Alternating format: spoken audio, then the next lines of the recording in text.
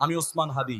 আজ আমি আপনাদের মাঝে নেই, আমার কণ্ঠ থেমে গেছে, আমার শরীর মাটির নিচে, কিন্তু বিশ্বাস রাখবেন আমি শেষ হয়ে যাইনি। আমি রেখে গেছি আমার স্বপ্ন, আমি রেখে গেছি আমার আদর্শ, আমি রেখে গেছি একটি প্রশ্ন যার উত্তর তোমরাই দেবে।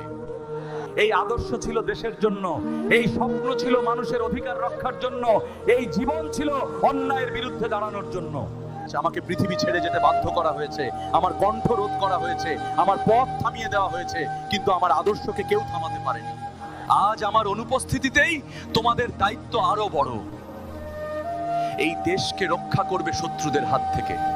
আমাকে পৃথিবীর থেকে চলে যেতে বাধ্য করেছে, যারা অন্যায়কে ক্ষমতার ছাইয়েছে তাদের বিচার করবে তোমরাই। আমার রক্ত যেন বৃথা না যায়, আমার স্বপ্ন যেন অসম্পূর্ণ না থাকে। আমি নেই, কিন্তু আমার আদর্শ তোমাদের মাঝেই বেঁচে থাকুক।